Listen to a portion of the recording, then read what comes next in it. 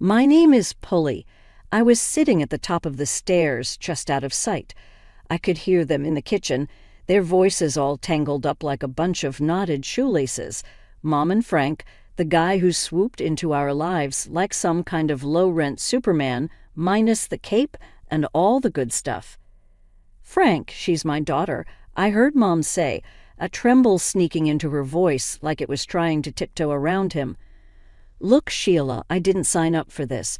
You know it's bad enough I got to deal with this place being a mess, and you're cooking."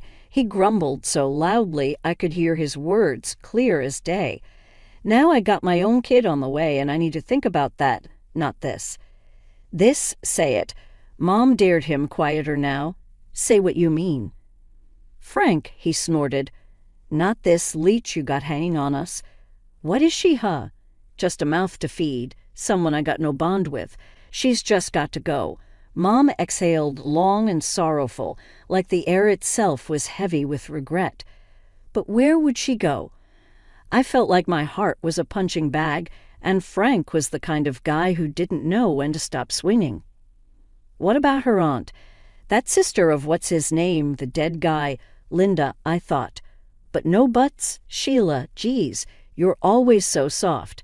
She's family, ain't she? Let her deal with the kid. There was a quiet beep as someone pressed a number on the phone, and my ears strained to hear the rest. "Yeah, hi, Linda, Frank here," he said. "You're about to do me a solid. Got a bit of a situation." "Well, no, not a health thing. It's about the kid, Sheila's daughter." I squeezed my eyes shut, wishing I could just disappear into the warm carpet beneath me.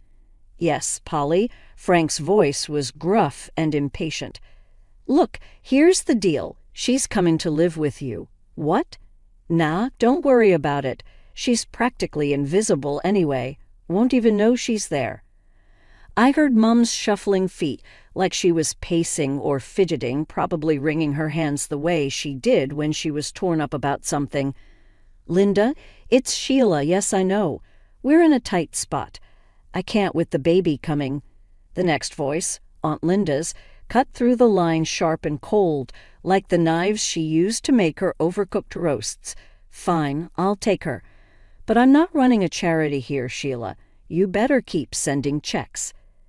I could almost see Mom flinching even from where I sat. It's done. Knowing the rest of my things in that duffel bag weren't half as important as those checks to Aunt Linda. Footsteps hammered towards the stairs, and I scampered up and into my room, heartbeat thundering so hard in my chest it nearly drowned out the sounds of the looming goodbye. Mom knocked softly, as if the force of her own hand could shatter me. "Honey," she started, pushing the door open, her face all twisted in a way that let you know that "I'm sorry" was coming before a word left her lips. "You're going to stay with Aunt Linda for a bit." I stood there, my arms tied around that duffel bag like it was the only thing I had left in the whole sorry world. Because maybe it was. With a glance back at the room that had been mine, I stepped out into the dim hallway, Mom trailing behind me like a shadow. I wished I could shake. I didn't even turn to look at her as I walked out the front door. It was easier that way. Standing on the porch, Aunt Linda looked me up and down as I clutched my duffel bag, each second stretching out like hours. "So you're here, Polly," she finally spoke, the words flat and hard. "Hi, Aunt Linda," I managed to mutter, trying to keep my voice steady. "Don't just stand there, bring your stuff in. But remember, I run a tight ship.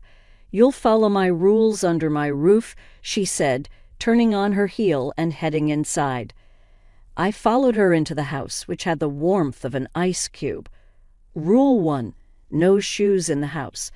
Park 'em by the door, and don't you dare drag in any dirt. I keep a clean home, I nodded, slipping off my sneakers and leaving them neatly by the entrance. Rule 2, lights out by 9 on school nights. I won't have any late-night gallivanting or nonsense, she continued, ticking off her rules on her fingers as she went. "Okay," I said, my voice barely above a whisper. Rule 3, don't talk back, don't question me, just do as you're told, quick and without fuss. Her house was like a museum, everything in its place and nothing out of line. The living room looked barely lived in. Plastic covers clung to the sofas, and I'd bet my last dollar they'd never been sat on. Aunt Linda caught my gaze and snapped, "Those are for protection, not for sitting. God help you if I catch a crease in them." I just nodded again, trying to take it all in. A few days in, and it felt like I was walking on eggshells that were rigged to explode. I spent my time trying to be invisible, hoping that it would save me from her sharp tongue. One day I slipped up. I spilled a bit of milk on the counter. Quick as I could, I wiped it up, but not quick enough. "What's this?" a puddle. Aunt Linda had appeared like a whisper, and her voice was like thunder. "Wasting food and making a mess," she scolded. "I got it. Aunt Linda, it's clean now."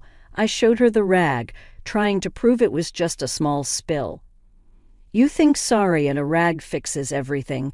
You think I have the time and money to waste on your clumsiness?" "No," I started, but she cut me off with a wave of her hand.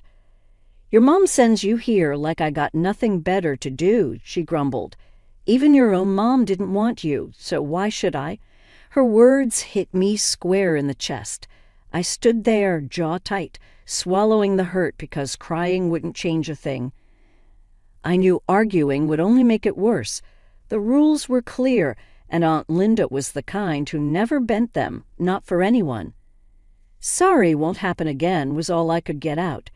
"You're right, it won't, because if something like this happens again, we're going to have a bigger problem. You hear me loud and clear." I answered. My voice sounded small, even to my own ears. Dinner was a silent affair. Aunt Linda liked eating without the sound of anyone else's breathing, it seemed. I tried to chew quietly, making every move deliberate, wishing I could just disappear into my room already. Days bled into weeks and weeks into months, each as unremarkable as the last, until one afternoon I was sitting on the carpet in my room, the one with the faded wallpaper peeling at the corners. My room at Aunt Linda's was just another box in the stack, nothing like my old one back at Mom's. With Aunt Linda at the grocery store, I grabbed the cordless phone from its cradle in the living room. My heart was racing as I punched in Mom's number, a sequence I still knew by heart, years of dialing it for takeout, or when there was a spider too big for me to handle alone. The phone rang and rang. On the fourth, she picked up. "Yeah, Mom, it's me, Polly," I blurted out before my courage could fail. There was a pause, a breath, a sigh. "What do you want?" She cut in. I miss you." I managed before she interrupted. "I don't ever call here again." The line clicked dead. I stood there, phone in hand, her words a new weight in the pit of my stomach. It wasn't just the rejection that stung, it was the finality of it. I hoped that was important. Aunt Linda's voice came from behind me like a winter's draft. I turned, startled, the phone slipping slightly from my grasp. "I just wanted to talk to her," I said, my voice failing to hide the quiver. She snatched the phone from my hand, her eyes narrow slits. "You think these calls are free," she spat. "I'm sorry, I'll pay for it," I stammered, though I had no idea how. Aunt Linda snorted. "Pay for it with what?" "No, you've caused enough trouble. I'm done with it, done with you." Before I could plead, she was on the phone, barking into the receiver. "Yeah, Betty, get a room ready. She's coming to you." I barely had time to process her words before I found myself holding a bus ticket and a hastily repacked duffel bag. She dumped me at the bus stop with a shake of her head and a good riddance that followed me onto the bus. I was on my way to Grandma's, and as the bus chugged along, the town I knew became a blur. I thought about Mom's voice, that tone I'd never heard before. I pressed my forehead against the cool window, the hum of the engine a stark contrast to the storm inside me. Grandma lived in a smaller town, a couple of hours away, in a house that was as old, but twice as cozy as Aunt Linda's. She was standing on the porch when I arrived, her eyebrows drawn down in concern. "You okay, Polly?" she asked as I trudged up the steps. I shook my head. "Aunt Linda sent me away. Mom doesn't want to talk to me anymore," I confessed. Grandma sighed, opening her arms wide. I stepped into her hug like it was a safe haven. "Families can be tough," she murmured. "Come on in. I'll make you some tea." As I sank down at her kitchen table, surrounded by the comforting scent of cinnamon and apples, the warmth of the room unfreezing my fingers, I started to realize something hard, that sometimes the idea of a parent isn't what you get, and maybe, just maybe, I had to start figuring out how to deal with that. The day I settled into Grandma's house, I could tell it was a different world. The walls were aligned with pictures of plants and landscapes, unlike the museums back at Aunt Linda's place. Grandma was already in the kitchen, the heart of her home. Humming a tune I didn't recognize, "Gran, you need help with anything?" I called out as I dragged my bag inside. Without missing a beat in her humming, she replied, "Nah, just park yourself at the table. Going to fix us some grub." Her voice was raspy from years of yelling over the noise of farm machinery back when she used to run the family's apple orchard. Now the most noise she dealt with was the creaking of the porch swing and the clatter of her old pots and pans.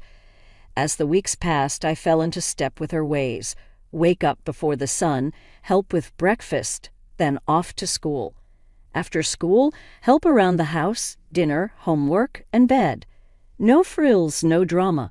One chilly afternoon, Grandma found me on the porch swing, the horizon painted orange and pink by the setting sun. "I've got something to tell you," she said, pulling the other side of the swing down with her weight. I tightened my grip on the chains of the swing. Whatever it was, Grandma wasn't one for beating around the bush. "You're not just staying here, you know. This isn't temporary." She held out some papers to me. "I've gone and made it official. You're mine now for good." I scanned the papers. Words like custody and guardianship jumped out at me. "Why'd you do this, Gran?" To me it seemed like taking on a burden, more trouble than a teenage girl was worth. "'Cause you're blood, kid. More than that, you got spirit, remember." She repeated her old saying and tapped her chest. "Right here is where you've got to be toughest." We sat quiet for a while, the swing creaking under us, the sky darkening. I let her words wrap around me like the quilts on my new bed upstairs. "Thanks, Gran," I finally said. That was all. Thanks sounded lame even to my own ears. "Well, don't thank me yet. You'll be pulling extra weeds tomorrow, make no mistake." Her tone was playful, but I knew she'd hold me to it. Sitting on the swing now, a few days after my sweet 16, I could see that Grandma's house wasn't just a haven, it was a starting line, and with her backing, I was finally ready to run my race. The morning sun hadn't even cracked the sky when Grandma kicked the bottom of my bed.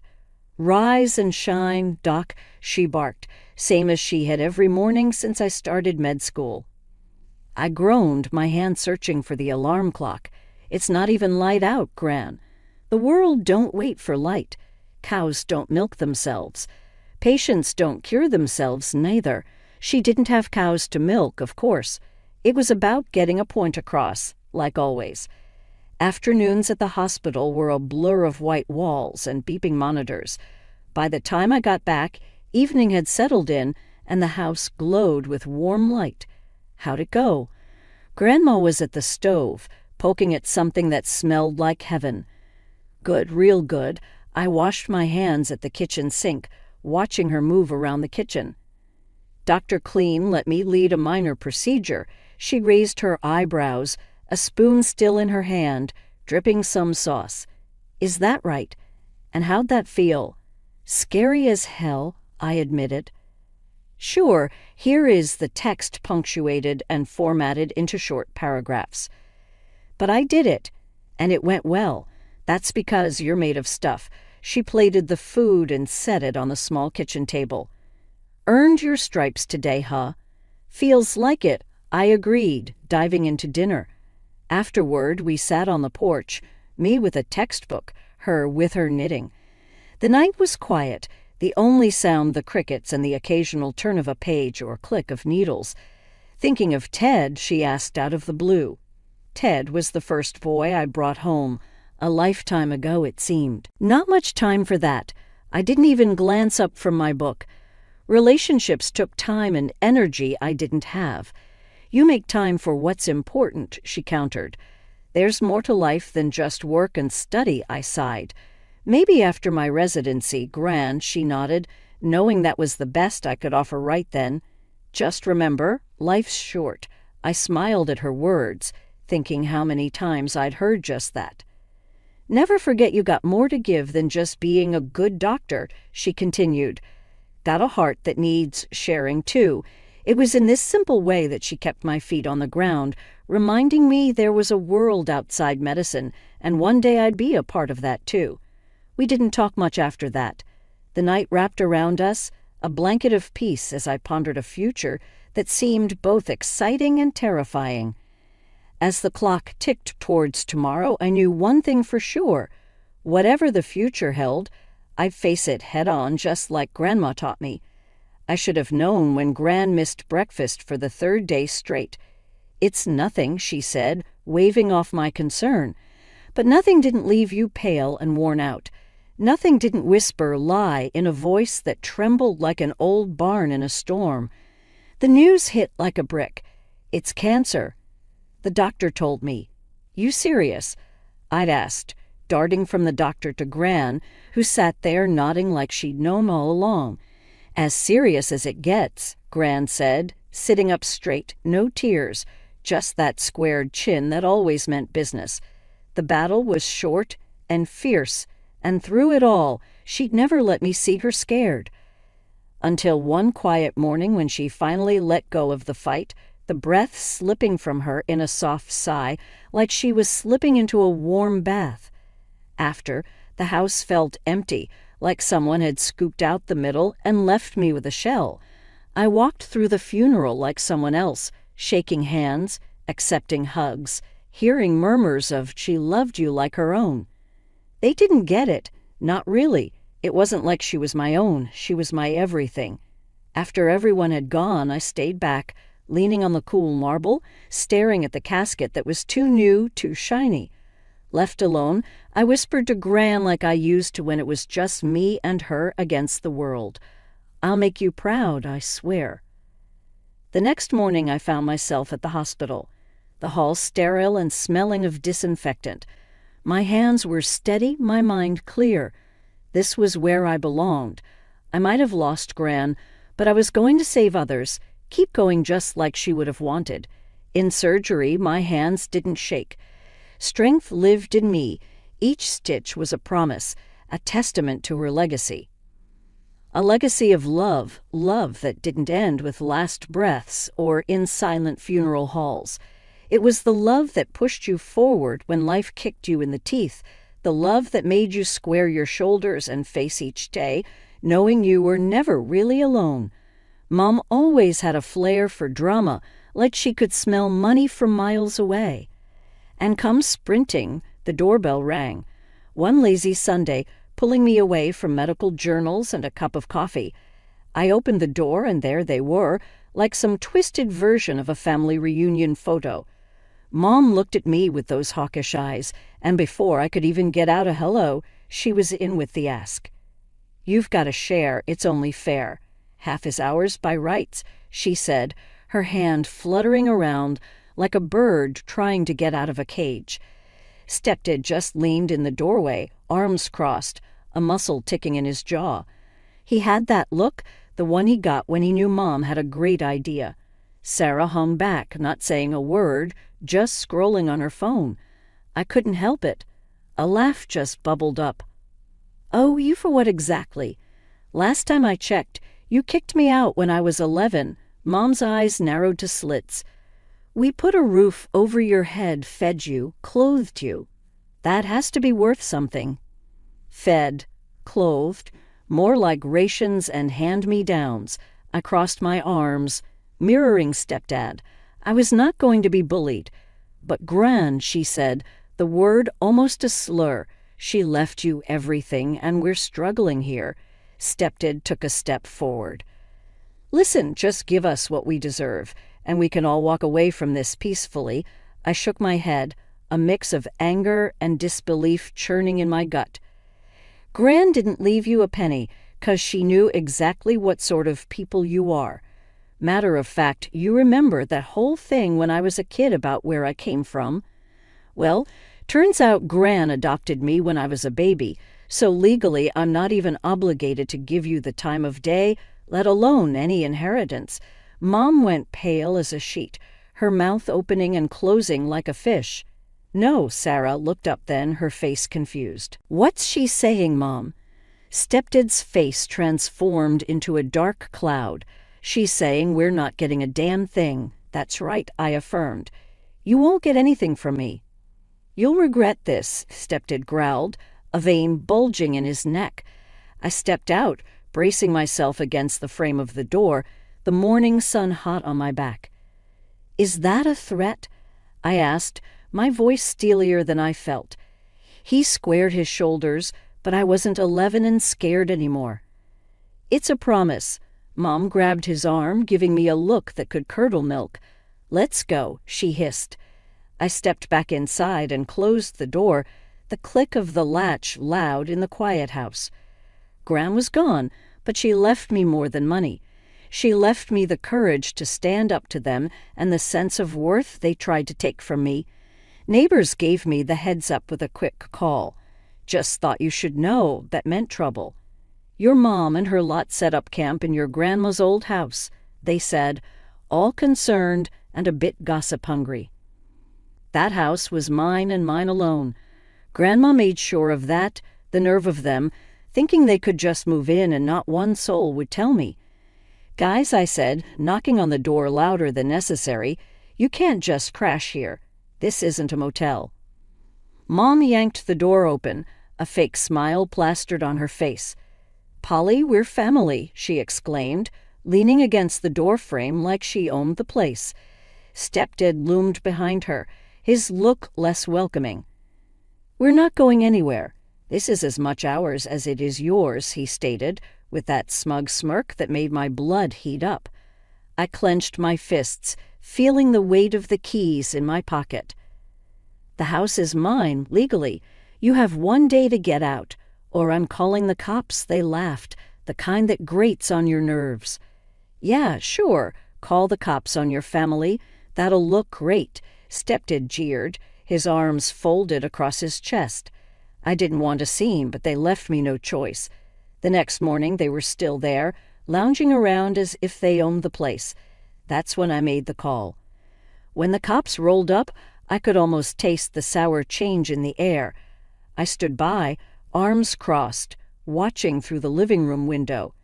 Ma'am, sir, you need to leave the premises now, one officer said firmly, his hand resting near his belt. But she's my daughter, Mom tried to plead, her voice shifting to desperation, and I'm her stepdad, added Stepdad, that tick in his jaw back like a storm warning. Doesn't matter. You don't own this house, and the owner wants you out, the second cop chimed in, stepping forward. They finally stopped laughing. I could see the realization dawning on their faces, the reality that they couldn't bully their way through life anymore. I didn't budge until their car was a speck in the distance, and then turned to face the empty house. It felt like taking a deep breath after being underwater too long. It was quiet, the kind of peace that comes when a storm has passed and left clear skies in its wake. Stepping into the house, the air felt different, lighter. Grandma's voice didn't echo the way it did before. Now it was in my own head, words that came like a balm, soothing over years of scars. With each step, I started to reclaim the space. The kitchen where Grandma taught me to bake, the living room where she healed my teenage heart itches with ice cream and tough love, and her bedroom where she'd say prayers that I'd find my way in a world that could be cruel and unforgiving. I made coffee, the aroma filling the space, binding me to this house, this moment. Sitting at the kitchen table, I raised my cup to the new day, justice served, and served well.